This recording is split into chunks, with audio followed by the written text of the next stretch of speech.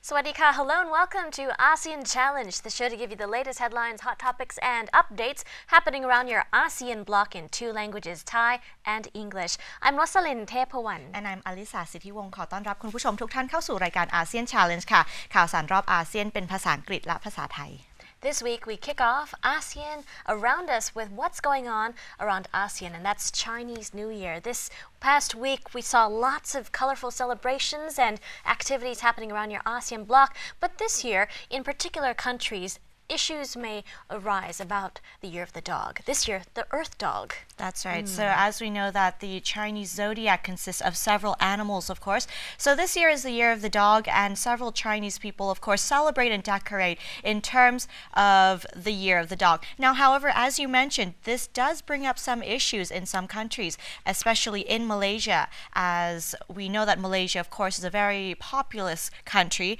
and in which they also have a big Muslim majority as well. So it became an issue in terms of the symbol of the dog. For the Chinese this year, it's considered, of course, good luck because it is the year of the dog. Now, however, in the Muslim tradition, however, the dog is considered as not a very lucky or prosperous animal. Right, not like the year of the cat, for example, or cats in Muslim countries are very, you could say, praised, but in Muslim countries, dogs tend to be a bit more subdued. But the thing is, in a populous country like Malaysia with 32 million people, about 20% or such of the population is Chinese, and so they uphold the traditions of the Chinese New Year. Chinese believe in lucky animals, lucky numbers, and many lucky things, and one of them is to celebrate the year of the water dog, or rather the earth dog this year. So there is a bit of a balancing act that has to be implemented this year in such Muslim countries like Malaysia, with decorations of dogs in a way almost not encouraged as much as opposed to other countries. That's right. So some of the decorations, or some businesses, of course, in decorations, are skirting around or playing down the role of the dog in their decorations this year in Malaysia. Of course, as mentioned, the dog is symbolized as unclean under Islamic traditions, and Muslims are required to carry out a ritual of washing themselves if they come in contact with the animal. So that's another big issue, of course. So some business owners say they're being sensitive to the Muslim community, and others, of course, still feel that the dog is a significant symbol of the Chinese calendar and should be included in the New Year's festivities. However, some owners, of course, have said that they sell Chinese delicacy in the Lunar New Year festival, and he wants to let go of the matter in order to live and do business in harmony. So, of course, you have to be kind of sensitive to your environment and surroundings as well. Right, indeed. So this year, especially, many people and organizations around Malaysia and Muslim countries are trying to find a way to, as you mentioned, skirt around issues concerning the dog. But with the year of the pig coming in 2019, the same issue will still continue to arise in countries like Malaysia and beyond. So we'll have to see how they try to compromise in that kind of belief and tradition. That's right. So in the Muslim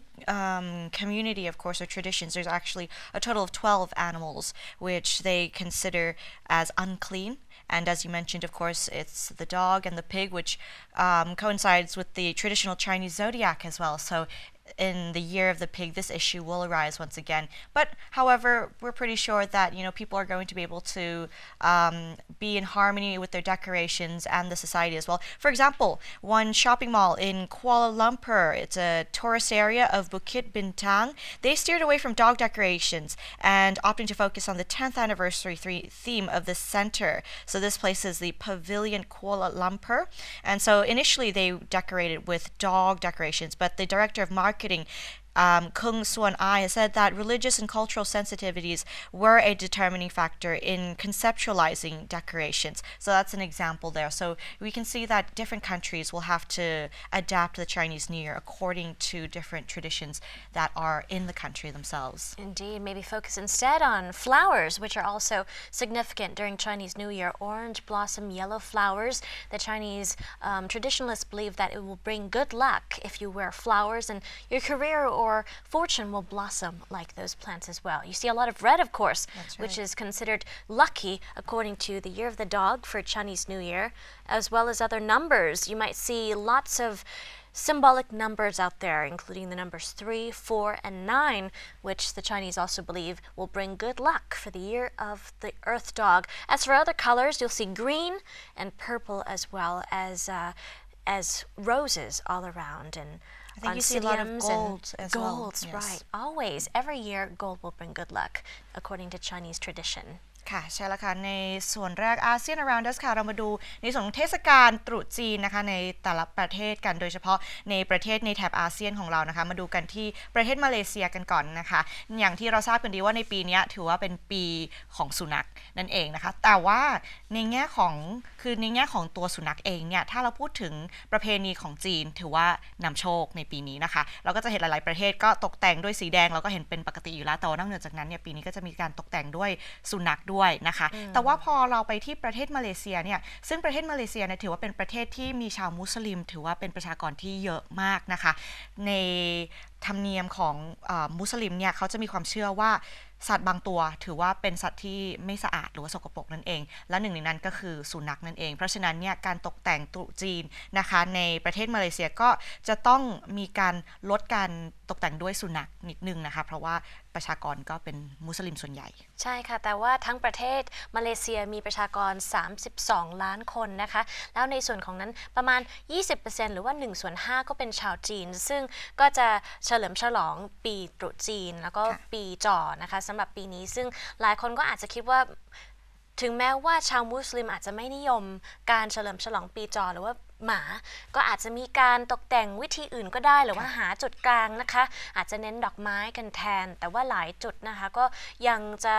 เน้นสีสันแล้วก็สัญลักษณ์อย่างอื่นแทนแต่สุดท้ายก็เป็นปีจอเนาะก็มีการเฉลิมฉลองแต่งบ้างนั่นแหละค่ะหาจุดกลางThat's right. So that's one country there in Malaysia. Moving on to see what the Chinese New Year in Cambodia is like now. Now in Cambodia, what we can see here, of course, there'll be lots of roadside stalls selling red and gold decorations, as well as auspicious plants. So there are some things that symbolize good luck in the Chinese New Year. So there'll be some plants that kind of promote good luck. There are colors, as you mentioned, promote good luck, and some food as well. So a lot of activity and a lot of businesses during this time of the year, of course, they will be selling specifically the flowers that resemble good luck, and as well as red and gold decorations as well. Now the Chinese New Year, of course, in Cambodia starts and kicks off on February 16th. That passed already, and this year celebrating the year of the dog. Right, so all around you can see lots of symbols and representations in colors and numbers and flowers translating from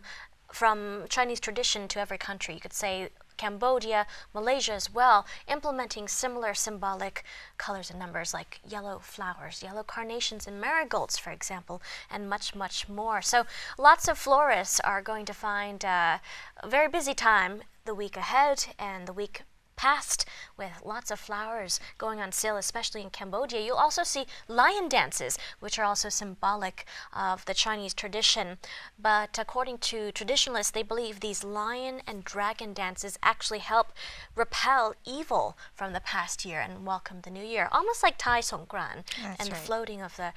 various floats. That's right. So, of course, as we know that the Chinese population around the world is quite a lot, a big percentage. Now, in terms of Cambodia itself, the exact numbers are approximately at 700,000 ethnic Chinese currently living in Cambodia. The number is sharply higher than during the 1960s and 70s when Chinese Cambodians numbered around 425,000. So this is according to the Association of Khmer Chinese in Cambodia. Cambodians who are not Chinese descent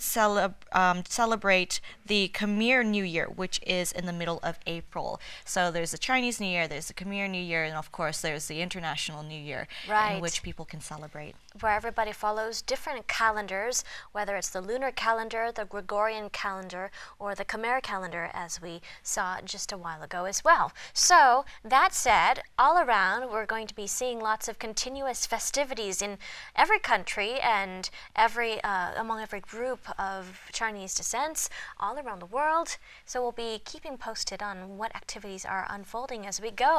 But so far, quite a joyous occasion. But for those people born in the year of the dog, say 1982, for example, some may consider it not sort of an unlucky year for those people. Although the dogs are being celebrated around the world, well, people born in the year of the dog might want to take a little caution because a lot of Chinese believe that it's a Chong year, an lucky year. So lots of people actually make their way to the temples, Chinese temples around the world in order to fix and repair their bad luck. That's right. มาดูกันต่อที่ประเทศต่อไปนะคะประเทศกัมพูชานั่นเองค่ะอย่างที่เราเห็นกันในภาพนะคะเราจะเห็นดอกไม้สีเหลืองมากมายนะคะเพราะว่าที่กัมพูชาเนี่ยในช่วงตรุษจีนนั่นเองนะคะร้านค้าริมถนนนะคะก็จะมีการขายของตกแต่งไม่ว่าจะเป็นสีแดงสีทองนะคะรวมไปถึงพืชมงคลซึ่งพืชมงคลเนี่ยส่วนใหญ่ก็จะเป็นดอกไม้สีเหลืองนะคะแล้วก็จะเป็นตัวแทนของธุรกิจที่ดีนอกเหนือจากนี้นะคะเราก็สามารถที่จะเห็นการแสดงเชิดมังกรแล้วก็สิงโตที่ประเทศกัมพูชาด้วยในช่วงตรุษจีนนะคะเขาก็จะเชื่อว่าการแสดงแบบนี้จะเป็นการขับไล่ความชั่วร้ายออกไปจากปีที่ผ่านมานะคะแล้วก็ถ้าพูดถึงในส่วนของประชากรคนจีนในประเทศกัมพูชานะคะในขณะนี้ก็มีประมาณ 700,000 คนด้วยกันคือว่าเยอะขึ้นจากในยุคสมัย1960กับ1970เยอะพอสมควรเกือบ2เท่าเลยทีเดียวนะคะก็ถือว่าเป็นอีกหนึ่งประเทศที่มีประชากรชาวจีนเยอะใช่ค่ะทั่วโลกเราก็จะเห็นชาวจีนเฉลิมฉลองปีจอนะคะตรุษจีนก็หลายคนก็ไปช้อปปิ้งซื้อของหลายคนก็ไปวัดด้วยนะคะไปแก้ชงหรือว่าเสริมดวงเช่นกันแต่ก็ทางชาวจีนก็จะมีประเพณีด้วยนะคะหลายอย่างที่ไม่ควรทำช่วงตรุษจีนอย่างเช่นทำความสะอาดบ้านหรือว่าไปซื้อรองเท้าหรือว่าทำทานโจ๊กเขาก็บอกว่าห้ามทานโจ๊กเหรอห้ามทานโจ๊กบอกว่าโชคร้ายนะคะตรุษจีนห้ามทานโจ๊กประมาณนั้นค่ะ Alright, with that said, of course, Chinese New Year all around the world might be quite similar, but it has their uniqueness. So those were two countries in the ASEAN bloc. And with that said, we're going to take a short break and we'll be back soon.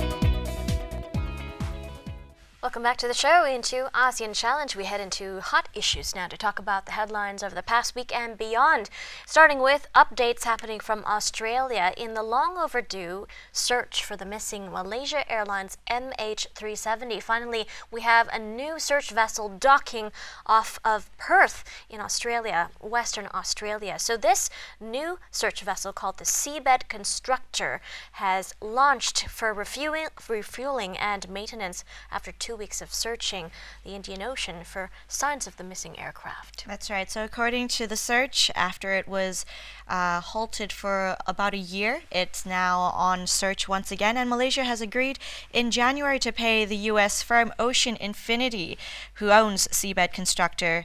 up to $70 million if it finds the plane within 90 days. Now, Ocean Infinity's vessel carries 8 autonomous underwater vehicles or submersible crafts that will scour the seabed with scanning equipment for information to be sent back for analysis. Right, we'll keep you posted on any discoveries of the search vessels under the Seabed Constructor, but so far, not a lot of positive discoveries as of yet, but still the mystery continues as the flight MH370 had disappeared for several years now, since March 2014, with 239 people on board, mostly Chinese. So we'll keep you posted on any more discoveries. We're keeping our fingers crossed. ใช่แล้วค่ะมาดูกันในส่วนของข่าวแรก ASEAN Hot Issue ค่ะการตามหาเครื่องบินสายการบิน Malaysia Airlines MH370 นั่นเองค่ะซึ่งทางเรือค้นหาสายการบิน Malaysia Airlines MH370 นะคะก็ได้เดินทางกลับมายังเมืองเพิร์ธประเทศออสเตรเลียนั่นเองนะคะเมื่อวันที่8กุมภาพันธ์ที่ผ่านมาเพื่อเติมน้ำมันนะคะแล้วก็บำรุงรักษานั่นเองหลังจากที่ได้ออกเดินทางเป็นเวลา2สัปดาห์เพื่อหาสัญญาณของเครื่องบินที่หายไปในมหาสมุทรอินเดียใต้นั่นเองค่ะ ทั้งนี้นะคะทางมาเลเซียก็ได้ตกลงว่าจะจ่ายเงินให้กับบริษัท Ocean Infinity นะคะของสหรัฐซึ่งเป็นเจ้าของเรือที่กำลังหาอยู่ในขณะนี้นะคะ Seabed Constructor ถึง$70 ล้านสหรัฐนะคะหากสามารถพบเครื่องบินภายใน90 วันนับว่าหลายปีแล้วนะคะตั้งแต่เครื่องบินได้จมทะเลนะคะ MH370 หายไปเมื่อปี 2014 เมื่อปีที่แล้วเองนะคะประเทศออสเตรเลียจีนกับมาเลเซียก็ได้ร่วมมือกันค้นหาเศษต่างๆนะคะ evidence ต่างๆจากเครื่องบินนะคะแต่ว่าสูญเปล่าค่ะเพราะว่าไม่สามารถหาอะไรได้เลยที่เป็นหลักฐานที่ชัดเจนนะคะเสียตังค์ไปเยอะด้วยประมาณ$200 ล้านนะคะซึ่งก็ค้นพบไม่ค่อยได้เยอะแต่ว่าปีนี้ก็เริ่มใหม่ so we'll keep you posted on any more developments. That's right. So moving on to some other news updates now in terms of the British Foreign Minister in which has traveled to Myanmar in order to visit Aung San Suu Kyi. Of course, Britain's Foreign Minister Boris Johnson has met with Myanmar's leader Aung San Suu Kyi. This was just right before Valentine's Day, of course, in the capital city of Naypyidaw. Now, there was an issue ongoing before this in terms of two Reuters journalists who were detained in Myanmar with Aung San Suu Kyi. Of course, they're going to have a talk about it and referring to the report they authored on violence against minority Rohingya Muslims. So that was the reason why these two journalists were detained, because they were writing about the violence against minority Rohingya Muslims. And of course, it did bring out a lot of anger in the press in terms of freedom of the press, freedom of speech, and now, of course, we can see here Foreign Minister Boris Johnson is meeting with Aung San Suu Kyi. Right, indeed. The two journalists were held accountable for violating a Secrets Act, according to the Burmese government or the Myanmarese government. But all in all, there's a movement to try and help free the journalists. But at the same time, while they were incarcerated, the report, as you mentioned, the special report that detailed the killing the mass grave site and the killing of 10 Rohingya men from this Din village in northern Rakhine state was released. So that did not really help their defense. But at the same time, this report was also very important, indicating clearly the movement against this group, these villagers, these Rohingya villagers in Din village. They also interviewed various Buddhist villagers who lived around that village as well. So it was a very shocking report. Now we see some more movement from Britain to come and help discuss the issue to speed up the conclusion and resolution as well. That's right. So the situation surrounding the Rohingya Muslim issue in Myanmar is that there are nearly 690,000 Rohingyas who have fled Myanmar's Rakhine state and crossed into the southern Bangladesh area since August. And then when at that time, of course, there were attacks on security posts by insurgents, triggering a military crackdown that the United Nations has said may amount to genocide as well. So that's the ongoing issue. But in terms of Minister Boris Johnson meeting in Myanmar is specifically due to of course, the two Reuters journalists. Right, indeed. And we'll keep you posted on those developments as more pressure mounts against the Myanmar government and Aung San Suu Kyi to quickly conclude this case as it continues for a long time now. So we'll keep you posted on those developments. ค่ะมาดูกันต่อในข่าวที่2นะคะที่ประเทศเมียนมานั่นเองค่ะซึ่งทางรัฐมนตรีต่างประเทศของอังกฤษนะคะบอริสจอนสันนั่นเองค่ะก็ได้พบกับนางองซานซูจีเมื่อวันที่11กุมภาพันธ์ที่ผ่านมานะคะที่กรุงเนปิดอซึ่งเป็นเมืองหลวงของประเทศเมียนมานะคะซึ่งจอนสันก็กล่าวว่าการหารือในครั้งนี้นะคะการพูดคุยก็มีประเด็นเกี่ยวกับนักข่าวรอยเตอร์2คนที่ถูกคุมขังในพม่านั่นเองใช่ค่ะนักข่าว2คนนะคะได้เก็บข้อมูลแล้วก็ประกาศแล้วก็พิมพ์เอกสารที่เกี่ยวข้องกับการสืบสวนสิ่งที่เกิดขึ้นกับชาวโรฮิงญา10 คนนะคะในหมู่บ้านอินดินที่รัฐยะไข่นะคะซึ่ง10 คนนี้ค่ะก็จะมีภาพแบบชัดเจนเลยว่าที่10 คนถูกฆ่าตายนะคะอาจจะโดนทารุณเช่นกันนะคะก่อนเสียชีวิตแล้วก็ได้ถูกฝังในหลุม mass grave นั่นเองซึ่งหลายคนพออ่านแล้วก็อาจจะตกใจกับภาพที่ได้เห็นซึ่งทางนักข่าวก็ได้ไปสัมภาษณ์ชาวพุทธที่อยู่รอบๆหมู่บ้านนี้เช่นกันนะคะซึ่งทุกคนก็คอนเฟิร์มว่าเหตุการณ์เกิดขึ้นจริงๆแล้วก็จะคอยดูนะคะว่าทางโลกทาง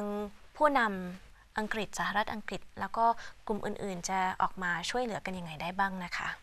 Moving on to a different country now, to the Philippines, now in which a preliminary examination has been started, we can say that. The International Criminal Court, or ICC, of course, have opened a preliminary examination into the Philippines President Rodrigo Duterte on his war on drugs, which has led to the death of thousands since it began in July 2016, which is right after he became president, of course. Now, prosecutor Fatau Bensouda said in a video statement released on Thursday, February 8th, the examination was a review of whether crimes against humanity had been committed and whether the court might have a jurisdiction to eventually bring suspects to trial. Right, altogether 4,000 mostly urban poor Filipinos have been killed by police since then in the past 19 months in this brutal crackdown, which continues to alarm the international community. But altogether, in the defense of the government and police, they say those thousands were legitimate anti-drug operation rings, or rather, that killings resulted from operation rings and move to crack down against drug traffickers as well. So Duterte, meanwhile, also boasted about the killing of 1,000 drug dealers and cracking down on drug rings in the country. That's right. The preliminary investigation is the first formal step of the prosecutor in taking, well, that's what they do in order to consider whether the situation is one of the ICC's member states could eventually lead to charges. Separately, she also announced a preliminary examination into whether Venezuela's government forces used excessive force against protesters last year as well. So that's the situation ongoing in terms of the processes with the ICC. It's a preliminary examination now, which is considered as the first step. ค่ะเราก็มาดูกันนะคะศาลอาญาโลกเริ่มสอบสวนสงครามยาเสพติดนะคะที่ประเทศฟิลิปปินส์ซึ่งทุกคนก็คอยตรวจสอบอยู่ว่าเหตุการณ์ที่ผ่านมาเมื่อ19เดือนเนี่ยจะมีการจัดการแบบผิดกฎหมายจริงๆหรือเปล่านะคะที่ผู้นำฟิลิปปินส์กับตำรวจต่างๆฆ่าคนมาเกิน 4,000 คนนะคะที่บอกว่ามีส่วนเกี่ยวข้องกับการค้ายาเสพติดนั่นเองถูกต้องค่ะซึ่งทางศาลอาญานะคะก็ได้เริ่มการตรวจสอบในเบื้องต้นแล้วนะคะว่าสถานการณ์เนี้ยว่าประธานาธิบดีของฟิลิปปินส์โรดริโก ดูเตเต้เนี่ยมีส่วนเกี่ยวข้องหรือไม่นะคะกับการเสียชีวิตอย่างผิดกฎหมายของประชาชนมากกว่า 4,000 คนซึ่งการเสียชีวิตนะคะในครั้งนี้ก็เริ่มต้น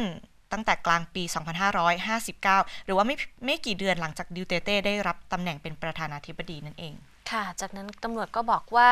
ถ้าตัวเองรู้สึกว่าชีวิตเป็นอันตรายก็สามารถฆ่าได้นะคะเขาก็ออกมาบอกว่าเป็นการป้องกันตัวเองด้วยเช่นกันเราก็จะคอยติดตามดูนะคะว่าการสอบสวนจะออกมาสรุปยังไงบ้าง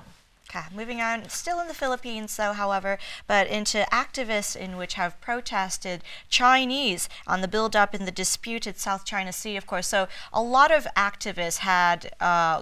came out and they were protesting in front of the Chinese consulate building in Manila on Saturday, February 10th, to protest China's continued reclamation activities in the disputed region following reports of its near completion of structures in several islands. These reports are based on images that were taken last year, 2017. They published the photos in a local newspaper showing the Chinese structures such as hangars, runways, also communication towers almost complete in at least 6 reefs that have been turned into artificial islands in the South China Sea. So China continues to increase its presence in the disputed zone despite a lot of, you could say, opposition coming from many ASEAN countries, especially the Philippines, as well as other countries like Vietnam. So far though, the Philippines president this time around has downplayed that movement as opposed to their former Philippines President Benigno Aquino trying to speak out against that. But with Rodrigo Duterte downplaying these reports that China so far has promised not to reclaim new islands. That's right. So the ban, of course, was on scientific exploration in the plateau Benham Rise after criticism of of a planned joint scientific exploration with China. Now, Benham Rise is believed to be rich in mineral area and natural gas, and the United Nations Commission on the Limits of the Continental Shelf granted the Philippines sovereign rights in 2012. Activists fear collaboration with China in Benham Rise may encourage Beijing to expand its reclamation activities there. Right, so what groups would like to see is the Philippines taking a harder stand against China. ใช่แล้วค่ะมาดูกันต่อยังอยู่ที่ประเทศฟิลิปปินส์นะคะซึ่งในกรุงมะนิลานั่นเองค่ะก็มีนักเคลื่อนไหวชาวฟิลิปปินส์ได้ชุมนุมกันที่กงสุลจีนในกรุงมะนิลาเมื่อวันเสาร์ที่10กุมภาพันธ์ที่ผ่านมาค่ะเพื่อประท้วงกิจกรรมการบุกเบิกของจีนต่อเนื่องในพื้นที่พิพาทบนเกาะในทะเลจีนใต้ค่ะนับว่าเป็นเหตุการณ์ที่มีปัญหาต่อเนื่องเลยนะคะเพราะว่าประเทศจีนก็ยังสร้างต่อไปแล้วก็หลายจุดเช่นกันนะคะซึ่งทางหลายกลุ่มทั่วโลกก็อยากจะเห็นฟิลิปปินส์สามารถที่จะแข็งข้อมากขึ้นนะคะต่อต้านการสร้างของประเทศจีนใน South China Sea So that's what's going on in terms of the Philippines. Now moving on to Indonesia now and the Navy in which has stopped, we can say 1.1 tons of drugs, specifically methamphetamine drugs. And what happened was Indonesian Navy on Saturday, February 10th, have been able to arrest the drug smugglers. They were smuggling 1.1 tons of methamphetamine drugs, which were found on board a boat in Indonesian water near Singapore. Indonesia has been cracking down very harshly on drug trafficking and exporting drugs in the country as well. Methamphetamine being one of the main drug sources all around ASEAN being cracked down against. Now here the drug was found on board a ship called the Sunrise Glory MV. It was hidden with sacks of rice as well, as you saw earlier in the footage. But the Navy reported that they noticed the boat and they were carrying the Singapore flag on the boat crossing through Indonesian waters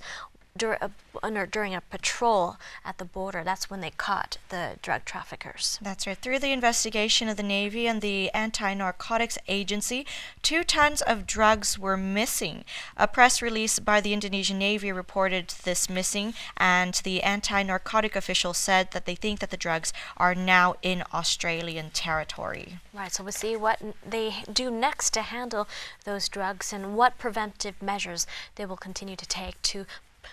prohibit drugs from entering the territory as well. But ideally, cracking down on the root of the problem is also of utmost importance for ASEAN countries. ใช่แล้วค่ะมาดูกันต่อที่ข่าวจากประเทศอินโดนีเซียค่ะซึ่งทางกองทัพเรืออินโดนีเซียนะคะก็ได้จับกุมผู้ค้ายาเสพติดลักลอบนำเข้ายาบ้านะคะจำนวน 1.1 ตันที่พบบนเรือในน่านน้ำอินโดนีเซียใกล้สิงคโปร์นั่นเองนะคะซึ่งยาเสพติดในครั้งนี้นะคะก็ถูกพบบนเรือ Sunrise Glory MV Ship นั่นเองนะคะซึ่งถูกซ่อนไว้ด้วยกระสอบข้าวนับว่ายังมียาเสพติดส่งเข้ามาโดยวิธีที่เราคาดไม่ถึงตลอดเลยนะคะซึ่งทางเจ้าหน้าที่ก็คอยจัดการกับเหตุการณ์ตอนนี้ยาเสพติดน่าจะอยู่กับออสเตรเลียใช่ไหมคะน่าจะที่เขาค้นพบคือเขาค้นพบ 1.1 ตันแต่ว่ายังขาดไปอีก2ตันซึ่งเชื่อว่าอีก2ตันเนี่ยน่าจะไปถึงบริเวณของออสเตรเลียเรียบร้อยแล้วเขาจะคอยอัปเดตนะคะว่าจะมีเหตุการณ์อะไรเกิดขึ้นในการป้องกันไม่ให้เกิดเหตุการณ์แบบนี้ในอนาคต But for now let's take a short break. When we come back, more coming up in ASEAN interview and ASEAN calendar. Stay tuned. พักกันสักครู่ค่ะ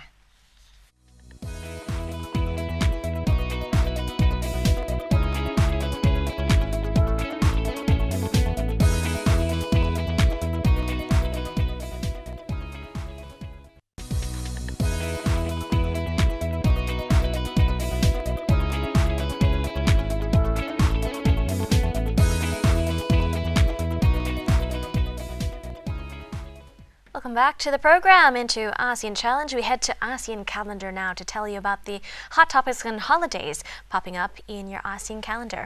ใช่ค่ะช่วงนี้ ASEAN Calendar นะคะมาดูกันว่ามีอีเวนต์อะไรกำลังจะเกิดขึ้นบ้างค่ะ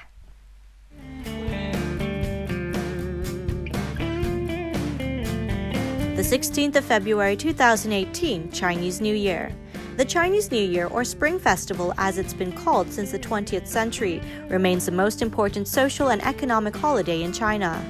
Originally tied to the lunar solar Chinese calendar, the holiday was a time of honor to the households and heavenly deities as well as ancestors.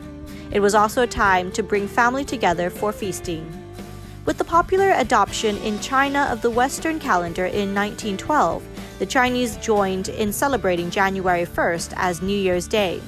China, however, continues to celebrate the traditional Chinese New Year, although in a shorter version with a new name, the Spring Festival.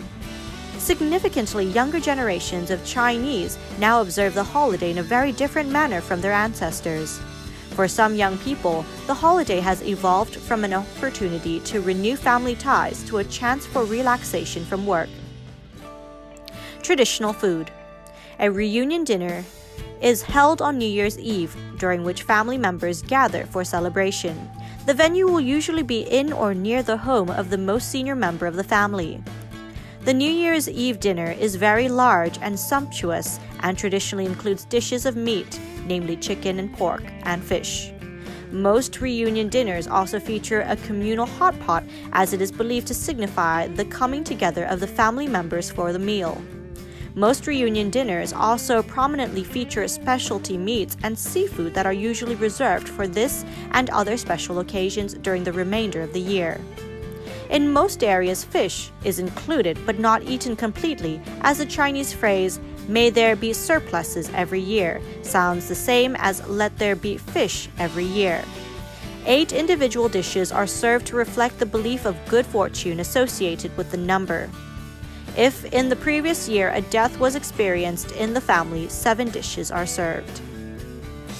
Red packets for the immediate family are sometimes distributed during the reunion dinner.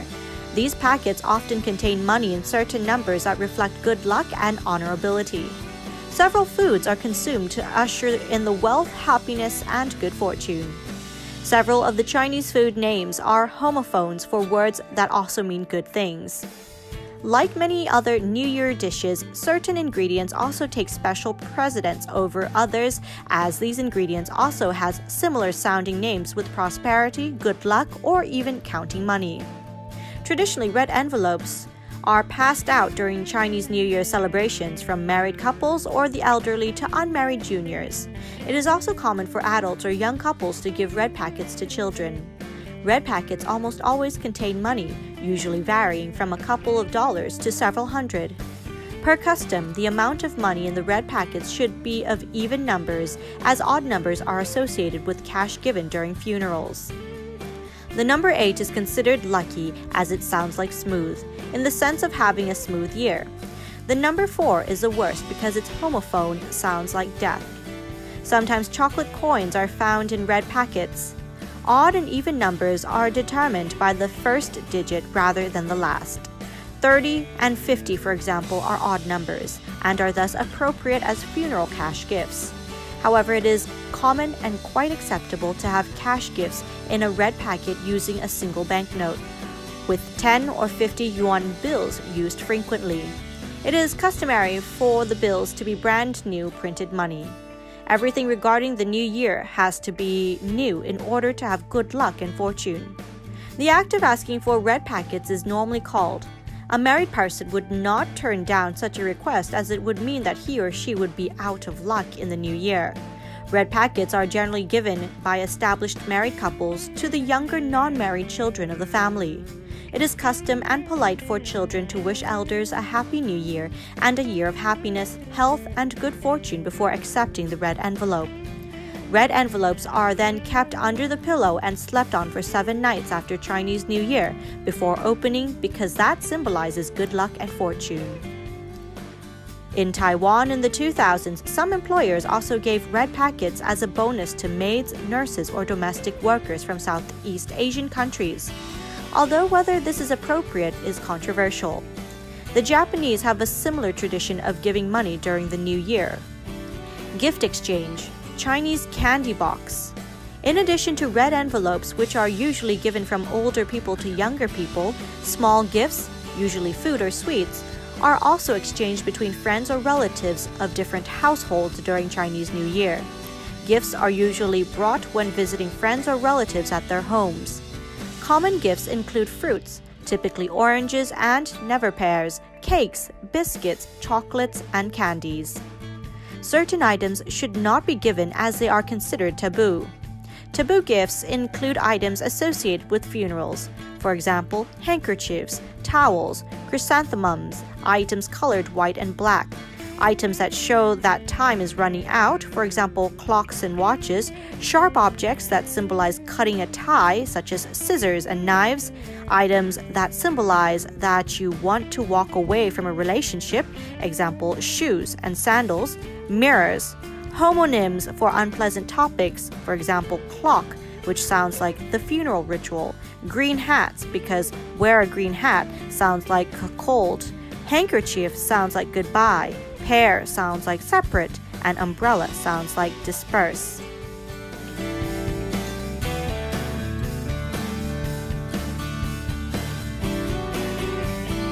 National Day in Brunei.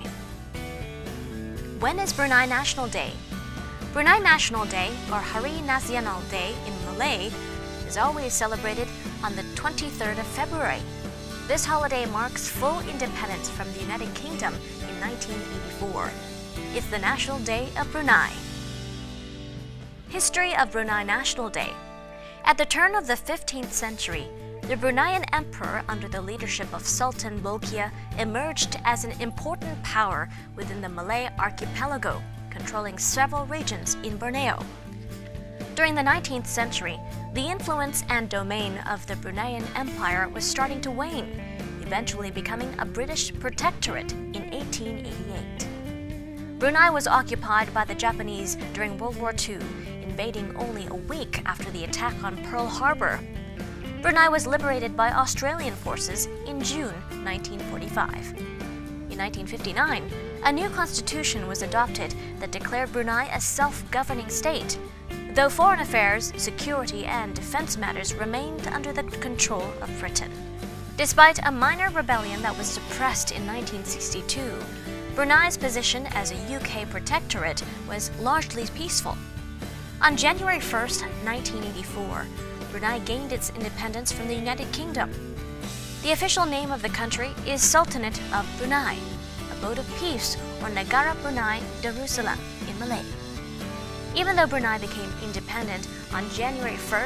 1984, British control formally ended on February 23, 1984, so it's this date that now commemorates Brunei's independence. How is Brunei National Day celebrated? This holiday was first celebrated on February 23, 1984. It's become a popular holiday with the national flag as a common sight in the streets and on buildings. A large parade is held in the National Stadium. It's also become a tradition for people to visit their mosques and offer prayers to celebrate the country's independence.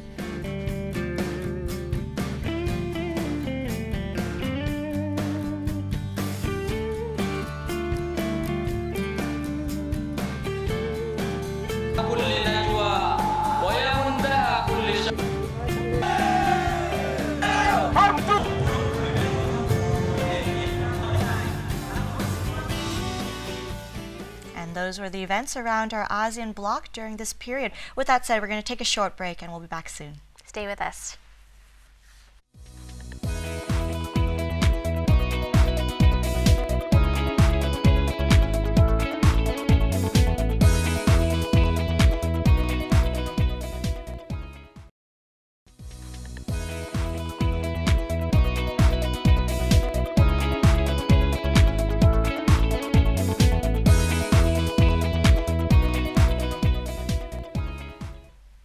Welcome back into ASEAN Interview now. We have a very interesting segment to share with you on this show. ไปดูกันเลยค่ะ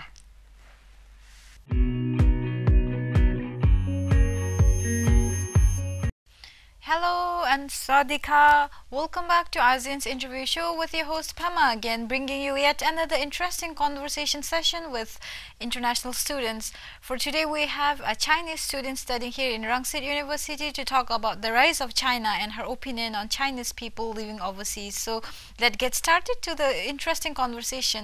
Welcome to the show. So how are you? I'm fine, thank you. So, could you mind introducing yourself to us? What's your name and all? My name is Han Yu and I'm studying IDRS and I'm third year student now. welcome to the show. Pleased to have you here. So China is rising. Everyone is talking about the rise of China. Everyone says China is becoming the most powerful country in the world. So what is your opinion about this statement? How do you feel about it? Actually, China now as a second biggest economic group in the world. I'm not surprised as a fact because like China is a big country, we have big population and a big industry. So I think the rise of China will be like everyone will talk about it, and I think China will be one of the superpower countries in maybe in 10 or 20 years. Yeah, that's for sure. So wow, you agree that China is definitely going to be the superpower of the world. Yeah, wow, yeah, impressive. Yes. And then on this note, like you say, economic is rising. So how about the Chinese culture? Do you feel there's any impact on Chinese culture as the economic rise, so like living standards rise, and there's impact on people's attitude and then on the culture? How do you feel? Yeah, actually, I think the economy rise kind of impact our culture before, like 5 years ago. But nowadays, like Chinese people are trying to focus on like how to rebuild our culture. And before, like our culture like kind of destroyed by like this development. But nowadays, like the government and the people, we have the sense like having rebuilt our culture. So I think it did impact our culture, but we are trying to fix it as well. Okay, I see. So China is aware of the impact of economical growth on the culture. Yes. I see. So now speaking of the culture and the effort of Chinese to protect their culture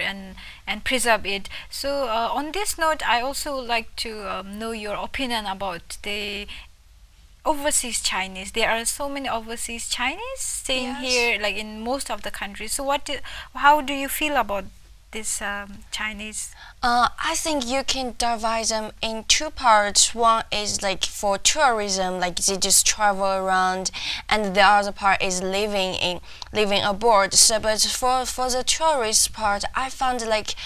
most of them like still behave like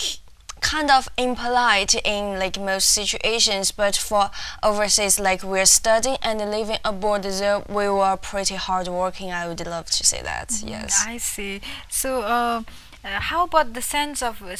speaking of the overseas Chinese who are like settled in another country? How do you feel they relate to China? Like, do you think there's still this sense of belonging to Chinese culture and China? Yeah, I think most of us do. Like, we still feel like, yeah, we are from mainland China, and like when it comes to Chinese special days, we would miss our family and stuff. So I think most Chinese people living overseas still think, yeah, we are Chinese and we have Chinese blood in ourselves. Wow, that's a beautiful thing, like connecting to your roots. So how about going back to the rise of China again in the economical perspective, what do you think is the main cause for this rapid rise? I think the most cause of it because our government thinks, like there are so many countries fight, like their domestic parties are fighting against each other, but within China we have like kind of stable and peaceful politics. So that's why we only have one government and one party, and that's how like our people can unite together to develop the economic. So I think the most important thing like for developing economy is like like we have to stay together and we have to believe in our government. That's how we develop so rapidly. Yes. Wow, so you mean to say unity is a powerful asset. So yes, very impressive. So how long have you been here in Thailand? How long have you been studying here? I've been studying here for 2 years and it's my 3rd year now. I see. So are you planning to go back to China after completion? Actually, after my bachelor degree, I'm studying like I'm going to study for masters, like so maybe not going back so soon. Like I still would love to explore the world more, and but eventually, like after I finish my studying, I will think of going back. So during your stay here in Rangsit University and during your study here, you must have picked up so many experiences, skills. So how do you, what's your impression on this new learning environments and skills that you acquired? How are you going to imply them back in your country? Yeah, actually before I came to Thailand, I didn't, before I came to Thailand, I thought Thailand was like less developing than China, but when I came here, like it totally changed my mind. I found Thailand like really impressive, and people here are friendly, and it's really like I would love to say Bangkok is more international than my hometown city. So I think I have to I've already got into like so many international ideas and which never occurred in my city. So I think when I'm going back to my city, I will bring back these international ideas, these modern ideas to develop, not develop, maybe to help people around me to build like more interesting idea or something like that. Wow. So so if I am to ask you about the most impressive skills and experience that you picked up from Thailand, so could I tell that it's international experience? How do you? Yeah, I actually just studied and I didn't pick up any skills, but maybe for my English skill, I would love to say my English have improved a lot. So maybe in the future, I can use it as a skill. But yeah, we will see. I see. So any further aspirations or any more comments you want to offer? For what? For any from the growth and from the cultural perspective, based upon your stay here. Yeah, I think I would love to China and Thailand could have further friendship relations, and so we can help each other to develop our country. And you see, as the economics in China are going pretty well, so I think we can bring our new technique into Thailand, so Thailand can develop themselves as well. So it's a win-win situation in the end. I see. So thank you for your insightful talk here. So thank you for joining us for today's show, and wish you all the best. Have a nice day in Thailand. Thank you. Thank you so much. So that was the student from China talking about her experience here in Thailand and also talking about the rise of China and her insights. So that's it for today. Stay tuned in and see you next week on same time. Sawadee.